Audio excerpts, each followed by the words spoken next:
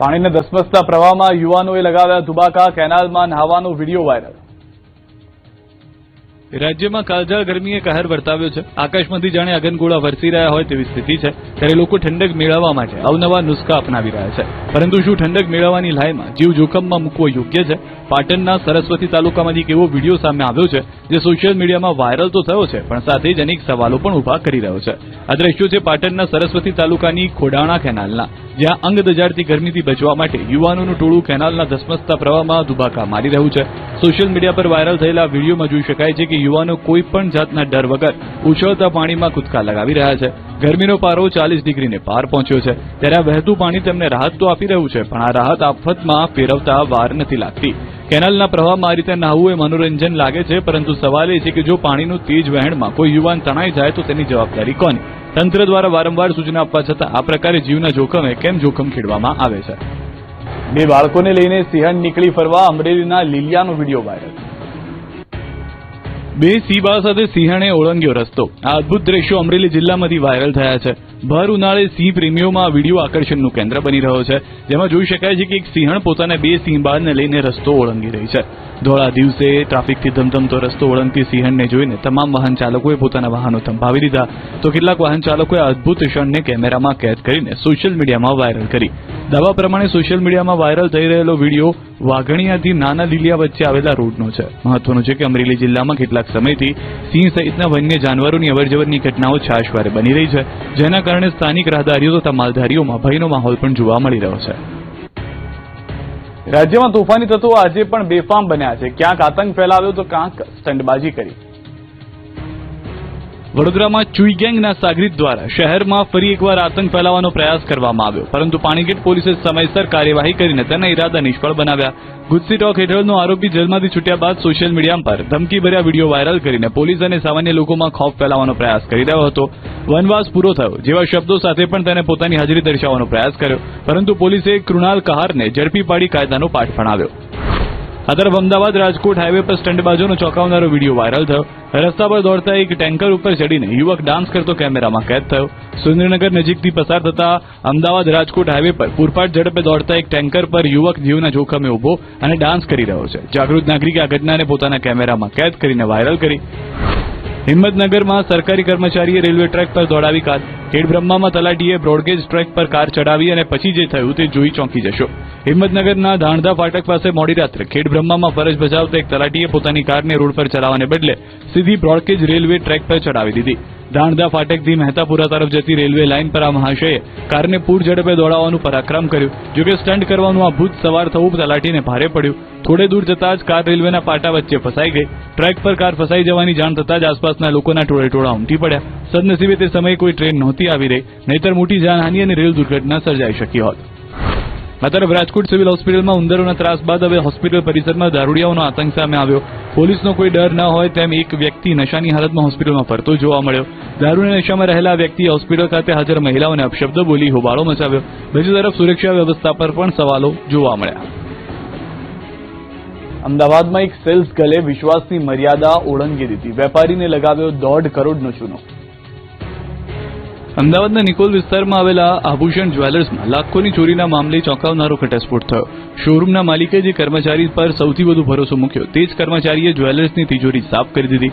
આરોપી મહિલા લાંબા સમયથી અહીં સેલ્સ ગર્લ તરીકે કામ કરતી હતી। એક જાણીતા જ્વેલર્સમાં ખુદ ત્યાં જ કામ કરતી સેલ્સ ગર્લે હાથ ફેરો કરતા ચકચાર મચી। વિશ્વાસની મર્યાદા ઓળંગીને આ મહિલા કર્મચારીએ 1-2 લાખ નહીં પરંતુ અંદાજે 1.5 કરોડ રૂપિયાના સોનાના દાગીનાની ચોરી કરી હોવાનું સામે આવ્યું। સમગ્ર ઘટના સીસીટીવીમાં કેદ થઈ ગઈ। સેલ્સ ગર્લ જ્વેલર્સના બોક્સમાંથી દાગીના ચોરતી સીસીટીવી કેમેરામાં આ વાત ઝડપાઈ ગઈ। સ્ટોક ચેકિંગ દરમિયાન દાગીના ઓછા જણાતા માલિકને શંકા ગઈ। જ્યારે સીસીટીવી ફૂટેજ તપાસવામાં આવ્યા ત્યારે સત્ય સામે આવ્યું હતું। રાજ્યના રસ્તાઓ પર વાહન ચાલકો બેફામ બન્યા। રાજકોટમાં નશેડી કાર ચાલકે 4 વાહનોને ટક્કર મારી। રાજકોટમાં નશાખોર કાર ચાલકે આતંક મચાવ્યો। 150 ફૂટ રિંગ રોડ પર નશામાં ધૂત કાર ચાલકે 4 વાહનોને અડફેટે લેતા અફરાતફરી મચી ગઈ। એક લક્ઝુરિયસ કારના ચાલકે નશાની હાલતમાં સ્ટીયરિંગ પરથી કાબુ ગુમાવતા રસ્તા પર મોતનું તાંડવ ખેલાયું। આ અકસ્માતમાં એક સાથે 4 વાહનોનો કચ્ચર ખાંડ વળી ગયો। પ્રત્યક્ષદર્શીના જણાવ્યા અનુસાર લક્ઝરીઝ કારની સ્પીડ 100 કિલોમીટરથી વધુ હતી. કાર ચાલક એટલી હદે નશામાં હતો કે તેને ભાન પણ નહોતું કે તેને કેટલા લોકોને અડફેટે લીધા છે. કારની રફતાર એટલી તેજ હતી કે BRTS ટ્રેકનું ડિવાઈડર તોડીને સામેના માર્ગે ચડી ગઈ. અકસ્માત સર્જાતા જ આસપાસના લોકોના ટોળે ઉમટી પડ્યા. લોકોમાં ભારે રોષ જોવા મળ્યો. સ્થાનિકોએ નશાખોર કાર ચાલકને પકડી પાડ્યો અને પોલીસને જાણ કરી હતી. રાજ્યમાં ડમ્પર ચાલકો કાયદો અને વ્યવસ્થાને ઘોળીને પી ગયા હોય તેવા દ્રશ્યો ફરી સર્જાયા. આણંદ શહેરના 100 ફૂટ રોડ પર બેફામ ડમ્પર ચાલકે અકસ્માત સર્જાનો બનાવ પ્રકાશમાં આવ્યો. રેતી ભરીને બેફામ રીતે નીકળેલા ટેન્કરના ચાલકે રસ્તા પરથી પસાર થતી મહિલાને કચડી હતી. આ ઘટનામાં મહિલા ગંભીર રીતે ઇજાગ્રસ્ત થતા તેનું ઘટના સ્થળે કમકમાટીભર્યું મોત થયું. જોકે ત્યારબાદ ડમ્પર ચાલક ઘટના સ્થળેથી ભાગી છૂટ્યો.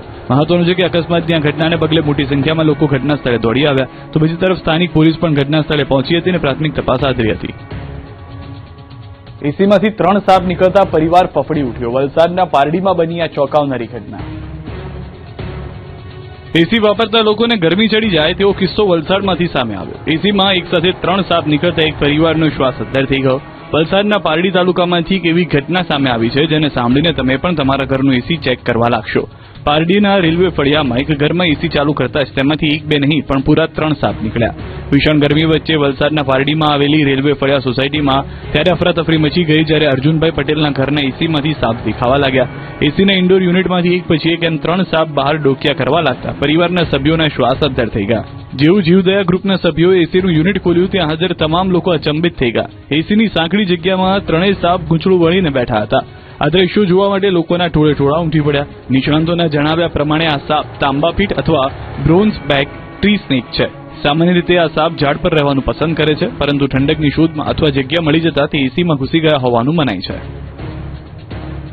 રાજકોટ સિવિલમાં ઉંદરરાજ, દર્દીઓની સુરક્ષા સામે ફરી સવાલ. રાજકોટની પીડીયુ સિવિલ હોસ્પિટલ ફરી એકવાર વિવાદમાં આવી. આ વખતે વિવાદ કોઈ તબીબી લાપરવાહીનો નથી, પરંતુ હોસ્પિટલ કેમ્પસમાં વધેલા ઉંદરોના ત્રાસનો છે. સિવિલના ઓપીડી વિભાગમાં ઉંદરોએ એવો આતંક મચાવ્યો છે કે સારવાર લેવા આવતા દર્દીઓ અને તેમના સગામાં ફફડાટ ફેલાયો. હોસ્પિટલમાં અત્યારે ગંદકી અને ઉંદરનો જમાવડો જોવા મળી રહ્યો છે. ખાસ કરીને ઓપીડી વિભાગમાં ઉંદરો બિંદાસ રીતે આમ તેમ દોડતા નજરે પડે છે. વાયરલ થયેલા વિડીયોમાં જોઈ શકાય છે કે હોસ્પિટલના ખૂણે ખૂણે ઉંદરોએ પોતાનું સામ્રાજ્ય જમાવ્યું છે, જેના કારણે ચેપી રોગ ફેલાવાની ભીતિ સેવાઈ રહી છે. દૂરથી સારવાર માટે આવતા દર્દીઓનું કહેવું છે કે હોસ્પિટલમાં માંદગી દૂર કરવા આવીએ છીએ, પણ અહીં ઉંદરો અને ગંદકી જોઈને નવો રોગ લાગુ પડવાનો ડર છે. ઉંદરો દવાઓ, ફાઇલો અને ખાણીપીણીની ચીજોને નુકસાન પહોંચાડી રહ્યા છે. સોશિયલ મીડિયામાં ઉંદરોના વિડીયો વાયરલ થયા બાદ હવે હોસ્પિટલ તંત્ર સફાળું જાગ્યું છે. આ મામલે સિવિલ હોસ્પિટલના અધિકારી ડોક્ટરે જણાવ્યું કે ઉંદરોને પકડવા માટે આગામી દિવસોમાં નવો કોન્ટ્રાક્ટ આપવામાં આવશે. હોસ્પિટલ તંત્ર દ્વારા ગત વર્ષે પણ ઉંદરોને ડામવા માટે 40 થી વધુ પાંજરા મૂકવામાં આવ્યા હતા. મહત્વનું છે કે ફેબ્રુઆરી 2025માં પણ આ જ સમસ્યાના ઉકેલ માટે કોન્ટ્રાક્ટ આપવામાં આવ્યો હતો, છતાં પરિસ્થિતિ જસની તસ જોવા મળી રહી છે.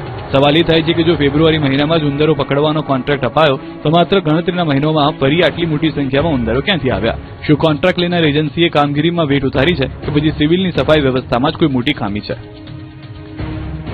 પીએમ મોદીની એક હાંકલ અને દિગ્ગજ નેતાઓએ કર્યો અમલ. કેટલાય નેતાઓએ વાહનોનો કાફલો ઘટાડ્યો. પ્રધાનમંત્રી નરેન્દ્ર મોદીની અપીલ બાદ પ્રધાનમંત્રી પોતે જ સૌથી પહેલા પહેલ કરી. તેમણે તેમના વાહનોની સંખ્યા ઘટાડવાનો નિર્ણય લીધો. આ તરફ રાજ્યપાલ અને રાજ્યના મુખ્યમંત્રી ભૂપેન્દ્ર પટેલે પણ પોતાનો વાહનોનો કાફલો ઘટાડ્યો. તો કેન્દ્રીય જળશક્તિ મંત્રી CR પાટીલે પોતાની ગાડીની આગળ પાયલોટની ગાડી નહીં રાખવાની જાહેરાત કરી દીધી. રાજ્યના નાયબ મુખ્યમંત્રી હર્ષ સંઘવીએ પોતાનો વિદેશ પ્રવાસ રદ કર્યો. તો રાજ્યના આરોગ્ય મંત્રી પ્રફુલ પાનસેરિયા પેટ્રોલ અને ડીઝલની બચત થાય તે માટે પોતાની ગાડીની આગળ પોલીસ પાયલોટિંગ કાર નહીં રાખવાની જાહેરાત કરી.